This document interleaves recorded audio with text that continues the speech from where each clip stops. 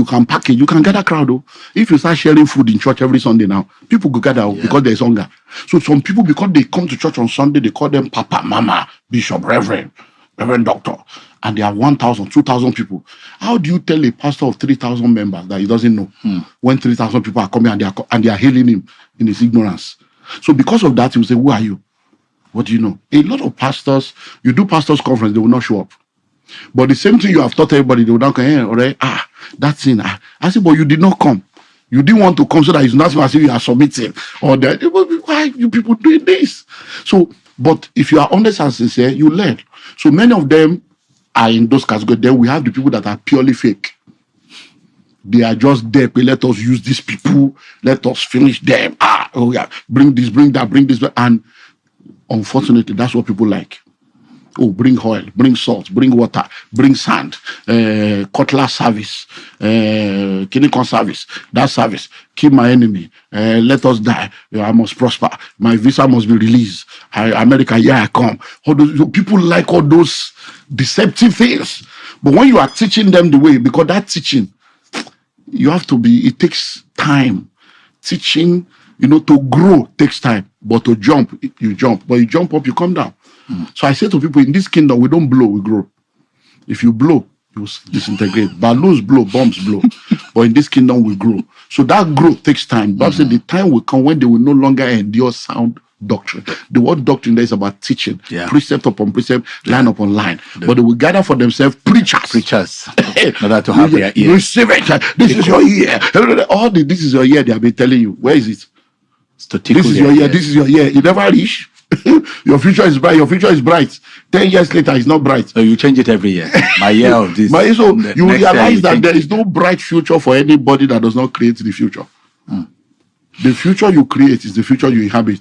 Today is the yesterday you spoke about. Today is the tomorrow you spoke about yesterday. Today is yesterday's future. So you said your future is bright 10 years ago. Is it bright now? If you don't create the future, there is no bright future for you. So Christianity does not exclude you from responsibility. Any Christianity that places the totality of your success on God and God alone is fake Christianity. Religion without sacrifice is a fraud. You have a responsibility. If you don't play your part, it won't happen. So we are breeding a lot of lazy, covetous, unserious people that just want somebody to lay hands on them, and then the wealth of the wicked will come to them. If they give you the wealth, can you manage it? Do you even know how to handle it? So that they will. So there is a need for those changes. Those boys happening, but there are a lot of genuine pastors. It's just that many of them are unknown, they are not popular, and many of them also they have a lot of thinking that may need to be adjusted. Jesus Christ, they came to him one time, they say, no one that does the kind of work that you do, keep it in secret. They want everybody to know. So there are some men of God like that everything they are doing, they just feel, I don't need anybody to know. Let me just be doing my work. But by not allowing others to know, people have concluded that people like you don't exist. And they are now following the ones that are just. So we need to let people know, let that light shine so that men may see your good work and then glorify God. I like the points you made. I was particularly heartened when you were listing the three types, and you mentioned Apollos and the training he got from Aquila and Priscilla, and little wonder that Paul later alluded to Apollos when he said, I planted, Apollos watered. Yeah. So in other words, Apollos carried on the work, and God kept making it grow. And also to your point, didn't Paul also say to the Romans that I bear them witness that they have a zeal but not according to knowledge. Like some translations say, use the word accurate, accuracy of the knowledge. In these things that you just mentioned, I'm sitting here and thinking,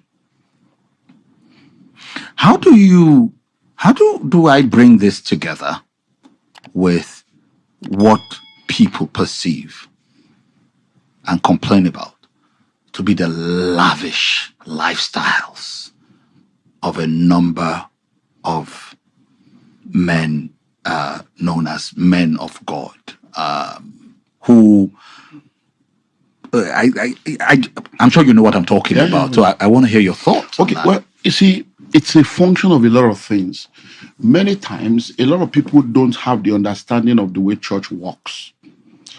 So there are definitely fake pastors, fake churches, but there are genuine pastors everywhere. There is no fake without original, because the fake has to come and see what original is and duplicate it in their own fake way. So when you see a lot of people that are extravagant, you need to ask them what kind of person. There are some people that are just like that. Whether they were, even if they were not pastors, they will still be like that. There are a lot of men out there that are bleaching their skin, bling around. They don't have money, but the little money they have is because that is who they are. It's not about they became Christians, but who they are. Some people love cars. So whether he's a pastor or not, he will love cars. Some people love shoes. Whether he's a pastor, he will love shoes. So it's just his person. But because of the mindset we have about who a pastor should be and how a pastor should dress, how a pastor should look, we have stereotyped who a pastor should be and how a pastor should be. So it affects the way we see some of those things. That being said, some people are just completely vain. They are just completely vain. And I think it still boils down to this poverty mentality. And, when you have never seen money before, you never thought you could see money, and money now comes. It has a way of turning people mad, that what they need, what they don't need, they'll be hustling for it. So I personally believe that all we need is balance. So when people talk about extravagance, what is extravagance? Because extravagance is relative. There are a lot of pastors that are from rich, extremely wealthy families. Even before they came into Christ, they already had money. They've been doing business class, they've been doing private jet before they got born again.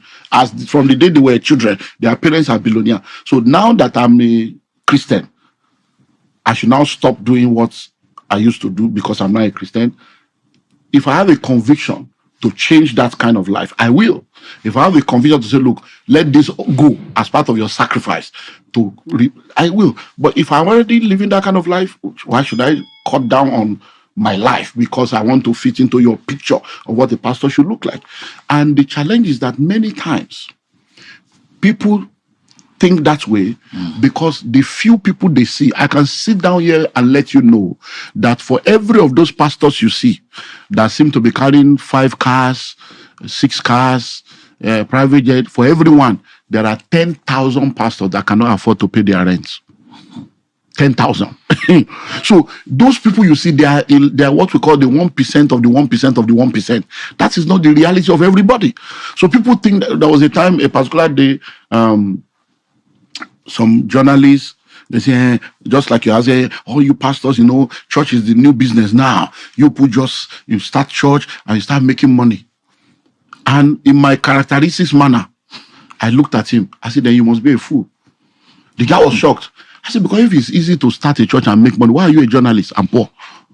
You should just go and start your own now and see how easy it is. It was like, wow. Because they didn't expect that answer from me. I said, you're a fool. It's easy to just gather. Go and gather and see how easy. It's not true. A lot of pastors, do you know how much diesel is now? Do you know how much we spend on this? So people don't understand that there is an organism and an organization dimension to church. I can tell you for free that for all those churches you see that seem that they have so much money, when you go inside, you will see so much debt, so much unpaid bills, so much debt, because it's the picture you see. But when you come in, you realize that it's not always like that. So for me, I'm not for that extra. I'm not, because I don't love those things. Maybe if I love it, I will do it. It's just not my style. But I will not judge somebody that has the money legitimately and he wants to do that. I won't judge him, because it's not the reason why people are angry is because they feel it's a poor society. This is church money. That is the thinking. This is church money. But it's not true. Yes, there are fake people that do that, but it's not true. I give you a true life story. Years ago, one elderly lady in our church called my assistant and said he wanted to see my assistant. And he said, all this need that we have in church and the way pastor travels, almost every time we see him everywhere. And this was years ago, not even now. Said that, and pastor doesn't fly economy, that business class, we fly in business class. That all this church money that pastor is using to fly business class, we know he's on mission, but can't he do economy so that we can have some of this money to do some of the things we need in church? Maybe it's the same plane. Maybe it's the same time. Now my sister say, sorry ma, church money. No, that all the trips that pastor does, he pays by himself. That is his business that pays. So he doesn't collect salary, he doesn't collect anything from church. The same woman in the same discussion flipped. What? You mean pastor is the one paying for everything? No wonder we are poor. You are not taking care of the man of God. No wonder. Only pastor is rich. All of us are here. How can the church not take care of him? The same woman in the same discussion. But when he told me, I said, I have to go to the pulpit and deal with this, because for her to have the boldness to call you into a meeting, they must have been discussing it. And that's why I don't have any secrets. I hear this. So, and people know I'm a businessman. They know my business. They know what I so for me, I think that a lot of people are just angry because they feel that it's church money. These people are spending church money. Is that the way to spend church money? For majority of the people, it's not church money. And the ones that are church money, you need to go into the church to understand the system. Our church will be 30 years in December. If you come right now, we can show you 29 years, 28 years audited accounts. The 29th year is in process now. The audited account of the for 28 years is available. That you can come and check. All the money that has entered that church since 1995 from first service is documented. So how many pastors, how many churches can say that? But there are many people that can say that. But because we are not talking, they put everybody together. All these pastors, all these pastors. So yes, there are extravagant people. Yes, there are fake people. But I always say to people, you see, this life is demand and supply. As long as there is a demand for fake, unserious, there will always be a supply. If the fake pastor comes today and does the gaga, nobody answers him. He comes tomorrow, nobody answers him. He will start thinking of going back to God. But as long as there are people to respond, so I will not put the blame solely on the pastors. I will put the blame on the gullible, unserious, immature, stupid, and foolish Christians that allow themselves to be a pawn in the hands of these charlatans. Will you go to a salon where the barber messes up your hair? Will you carry your car to a mechanic that knocks your engine and messes up your car? Why will you carry your life to a church every Sunday, every week, to a pastor that you know is fake? Then you're also fake. Because it takes fake to support fake.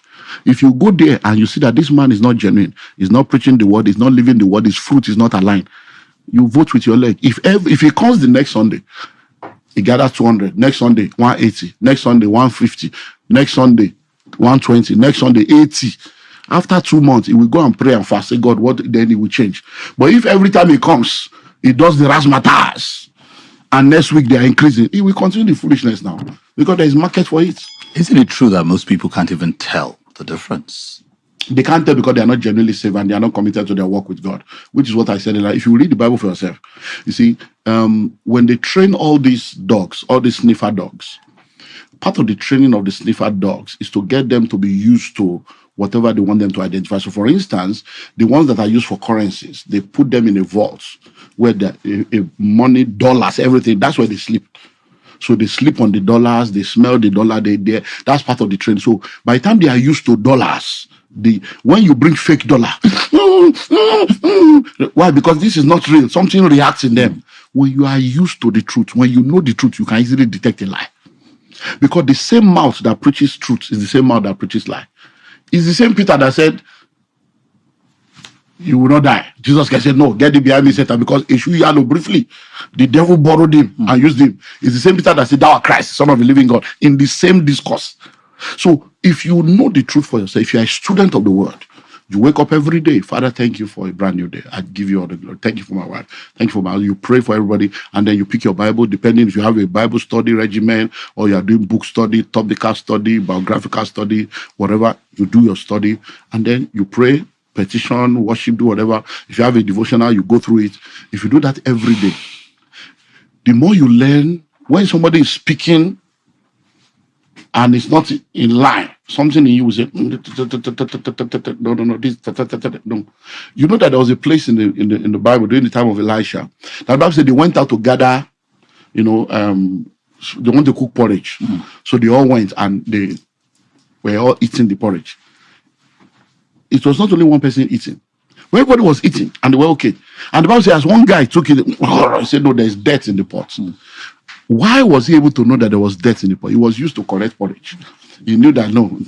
So that's the way. So once you know the truth, you know, no, this thing. So it doesn't mean you will hate the man. It doesn't mean you will, you just know that this man is limited in what he knows. In this area, I don't agree with him, but this area, because the virtue in him is original. The virtue in him is perfect, but the vessel is imperfect. And that's why we are a work in progress. There are many things that we have taught and that people have taught and that our fathers have taught that they have come back 10 years later, 15 years later to say we are wrong. Some of them will never say they are wrong. And people are still working that software till tomorrow. And only personal encounter will save them. So what I will say is the solution is when you know God for yourself. Be a student of the Bible, be a student of prayer, be a student that connects with the Holy Ghost, a student of worship, and serve. Don't discard the local church. The local church is very important for your destiny. Because what the devil is doing now is he wants people to now say, no, I don't go to church anymore, I will do church for myself. It does not work like that. I'm going to come back to that later. Yeah. But let me just ask you the specific one. Tithing. Okay. Your views. Now, you see, when you look at the Bible, and I see people argue about some of these things, I'm like, who did this to us? And it still boils down to lack of understanding. So let's go back to the beginning. The word tithe or tithing was never in the Bible until Abraham shows up. And when Abraham shows up, Abraham was not a member of any church. Abraham did not have a pastor. But Abraham met with Melchizedek, and he says, I'm going to bring tithe of all that I have. So the very first time we see the word tithing mentioned in the Bible, it was Abraham. So question, where did Abraham get it from? Did the pastor preach it to him? Did God tell him? So we can now go into postulation. But before we go into that postulation, we now have to go back again to the beginning. When you look at the Bible, you find out that the first time we saw anything that has to do with giving was Cain and Abel. Yeah, sacrifice. And Cain and Abel were not going to any church. They didn't have a pastor. So when God says, bring me an offering, and they brought, it means that it was a culture in their family. They understood that everything we have belongs to God. Because if we go back again, we'll go back to the Garden of Eden, where he said everything you can touch, but this one you will not touch. Because, you see, when God tells you don't touch something, anything that God tells you not to touch becomes a point of contention. When you talk about separation, consecration, if we say this cup now, we are using it for this particular broadcast, so we have branded it. It doesn't mean that this cup cannot be used anywhere. But if we make up and say, look, this cup, nobody should use it. We should only use it when we are on the show. That means this cup has been separated. We decided to separate it. So when Abraham came, Abraham said, I'm going to bring tithe, 10th of all. So where did Abraham get it from? So we can look at three possibilities. Number one, God spoke to him personally and said, my son, everything you have belongs to me. Because of this that I've done, bring 10. Number two, we can go back into his roots and look at his pagan journey and say this guy was called from the Ur of the Chaldees. And from the Ur of the Chaldees, he was from a family of ritualists and all the stuff. And he has understood that you don't go to a higher power empty-handed. You don't go to a priest without doing something to acknowledge that this person is superior to you. So we can look at it as the second root. Number three, we can look at it as a culture that he has imbibed from his upbringing, just like Cain and Abel, to say, look, when you meet someone higher than you, you just honor. However, why was he doing it? He was doing it in honor of a higher being. Tithe has nothing to do with the law. Because if you study the family of Abraham, Abraham had Sarai, and then he had Hagar, and then he had Keturah. And when you look at the life of Abraham, you realize that at a point in time in his life, when he wanted to share his properties, the Bible says he gave the children of the other women everything he had, and he gave the blessing to Isaac. And from that point, the Bible focused on Isaac. The other children of Abraham went away. They are the one that went on to start another, and they continued in that culture of giving and tithing and doing all the things they need to do. That was why when they came into Egypt, they went through all that process. So when we come back to this Malachi that everybody's talking about, the reason is because by the time they have gone through all the different things, they have forgotten many of those cultures and those things that they used to do. And then God now comes and says, come, you guys should return to me. Come back to me. Come back to do things the way you're supposed to do. They say, in what way? And it begins to say, in tithes and offering. So for me as a person, I believe that everything we have belongs to God. The entire 100% belongs to God. But God expects you to worship him with the 10th as an act of worship in acknowledgement of the fact that he is your source. That is my belief. So I believe in the covenant of tithing. When Jesus came and he spoke about tithing, he didn't do a teaching on it, but he was talking about weightier matters. Say, come, you guys, you tithe everything, you carry 10%, but other weightier matters you will not do. You are tithing, you are sleeping around. You are tithing, you are stealing. What's that? You are not merciful. He said, I didn't say you should not tithe. You should not leave that undone, but there are weightier matters. And when you look at people that are speaking against tithe, have you noticed that none of them have ever spoken against giving? They are not against giving. What they are really against is that thing we are speaking about. They feel that now these pastors, they chop this money. So they just collect people's 10% and eat it. So what they are fighting is not giving. Everybody that spoke against tithe, in the same sentence, they say, no, I don't do tithe. I give my money to the poor. You are still giving. So nobody is against giving. So if the problem is the nomenclature or the name, then leave the name, just be a giver. So let's go to the general one that everybody will understand. Be generous. Because you hear people say, Elon Musk does not pay tithe, Jeff Bezos does not pay tithe, Bill Gates does not pay tithe.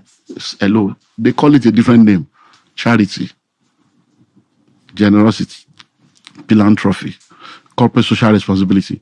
There is nobody that can prosper without giving, because sowing and reaping is a universal law of life that has nothing to do with redemption. So I believe that people should tithe, but I believe more you should be generous. And everything you have belongs to. So that tithe should just be like a point of contact. Because you see, every seed, every plant, when God created the tree, he created the tree and he said the tree will produce a fruit and the fruit will come with a seed. Every fruit has seed that produces the fruit. When you do your research, you find out that the seed of every fruit has a poisonous dimension, because the chemical composition that produces the fruit is always inside the seed. So if you take orange, for instance, now you put your finger and you bring out the orange seed and you start chewing the seed, chemical will come into your mouth. You have why? Because that seed is not meant to be eaten. When you pick up mango, you eat the mango, bring out the mango seed, cut it up and start eating, it's going to be poisonous. So the seed of every fruit is poisonous. So it is my belief that the tithe is the seed of every income. So every time you are taking that seed to eat it, you are eating the poisonous parts. And if 90% cannot change your life, 10% will not make a difference. But like I said earlier on, you see, one of the things we have seen is that whatever God places a demand on becomes a point of contention. So if, for instance, now you get 100,000 every month, and they say, oh, 10,000 is your tithe. 10,000 is not really your problem. Because if you want to fix your nails or fix eyelashes, 10,000 will not. You want to go to cinema, buy a ticket and take popcorn, 10,000 is gone. You want to fix your car, you want to go to the salon, you want to go out with the boys, 10,000 is small. But when you put the same 10,000 in an envelope, my money, it becomes why? Because there's something called mammon. Now that 10,000 becomes a point of contention simply because God is placing a demand on it. Same thing when we talk about food. Everybody knows that we should eat. You can go a whole day without eating. But if we declare fasting and say tomorrow we are fasting, 8 a.m. you are hungry, it's not because of the food. It's because God has placed a demand on it. The very minute God placed a demand on something, the enemy comes in, because at that point it has become a spiritual situation. So my advice for people is, don't argue about tithe. Or if you don't believe in tithe, no problem, that's your belief. But do you believe in giving? So give. Be generous, because you must give to prosper. You must plant to harvest. So if you don't want to do the church, you believe that the church and the pastor is deceiving you, do the Bill Gates and the Jeff Bezos one. Be generous, be philanthropic, and you will now realize that you will come to the same bus stop. God loves a cheerful giver. Yeah. And even in Christianity, it's important that there be an equalizing. Paul talked about an equalizing. Bring, give, so that those who have may not have too much, and those who do not may not be entirely without anything. So I understand that. There's several other questions, several other directions I would like to go, but because, we've got to end this now. So I'm just going to ask you one last thing. Your political ambition. I don't have any. I'm a kingmaker. I'm a kingdom ambassador. Afobaje. Yes, that's who I am. So my focus is to raise kings and priests. So I don't have any political ambition. My political inclination is to raise men and women that will be kingdom ambassadors in the marketplace. And that's what I've done since 1998. My focus has been on the kingdom. So in our church, every last Wednesday of the month, we have what we call the National Transformation Network. So instead of doing church as usual, we divide people into the spheres of influence.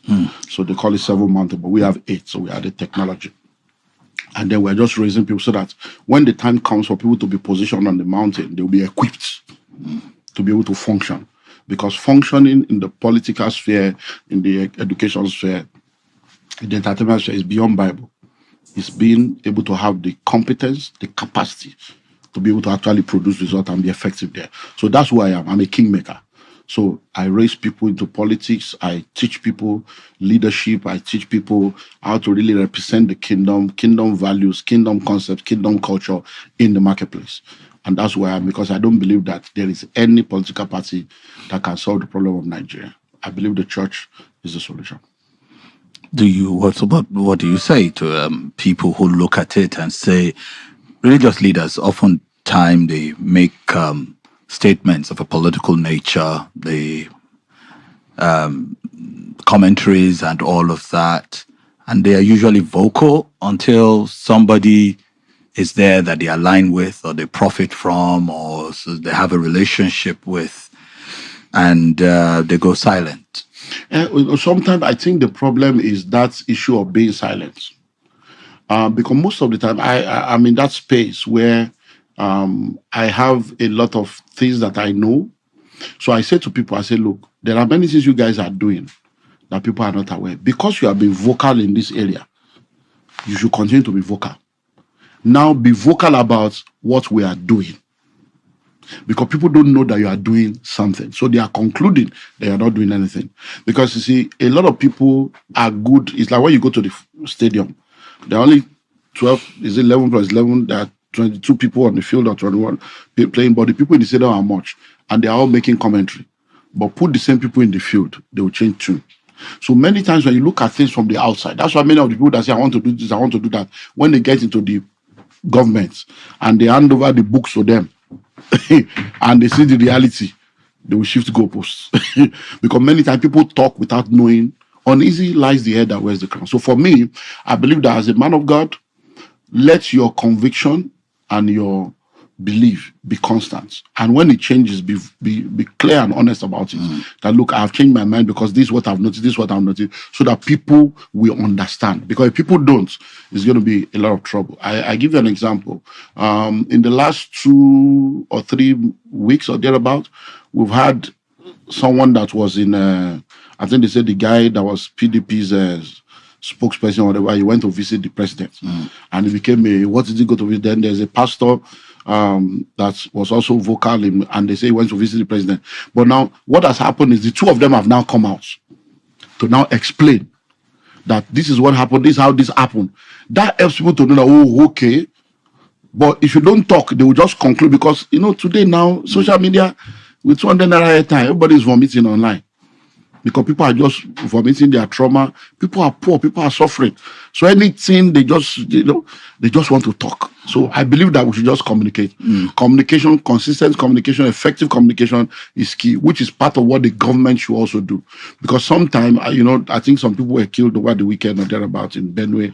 Because, we were on mission, so we didn't know what was happening until, I think it's just yesterday. I'm like, this one happened because we're just focused on the mission we went for. And they are now fighting that, they've not heard from this person, they've not heard from this person. So communication will just do a lot of help for us. We're totally out of time. But there's no way I'm going to end this without asking you to address young people. They are disillusioned. More and more of them don't believe in religion. More and more of them don't even believe in God. So just address them. Well, I'll say to any young man and young woman listening to me right now, I've been in your shoes. I've been in that situation where I felt that no one cares for me, no one is thinking about my life or my future, and no one is going to do anything to help me. But I'm grateful to God that in the midst of that confusion, the mercy of God showed up and helped me to discover him very early as a teenager. And I look back right now and I can say that one of the greatest joy of my heart is that I discovered God early and I started early. I was in Abuja, like I've said earlier on, and when I finished speaking, a 71-year-old man came to see me when I was signing the books, and he said that before he was 40, he was a billionaire. But he lost everything, and he met Jesus after he lost everything at the age of 42. And he came to me and said, young man, I appreciate everything you've shared with us today. Please don't stop sharing. Because if people have told me what you told us today, many of the mistakes I've made, I would not have made. So my advice for you, young man, is forget about me as a pastor. Forget about the church. Forget about anything anybody have said. And just talk to God for yourself and say, God, reveal yourself to me. Let that be your prayer points. Don't pray 10 hours. Just once a day, oh Lord, reveal yourself to me. Make that your prayer every day. Just wake up, Lord, reveal yourself to me. Lord, reveal yourself to me. Let that be your prayer. And I'm so confident he will reveal himself to you. When he reveals himself to you, I won't need to convince you about him. The church will not need to convince you about him. He will convince you about himself. And when you discover him, he will help you to discover a purpose and find peace in the midst of the storm. And I want you to know that if you cannot fly, run. If you cannot run, walk. If you cannot walk, crawl. Just make sure that you're not stagnant. Keep pushing. If the snail and the tortoise can make it to the ark of Noah, you'll make it. I started with Pastor Olumide Emmanuel. I will end with Dr. Olumide Emmanuel. Thank you. Thank you very for much, having sir. me. Fantastic. Thank you, sir. Fantastic. Yeah.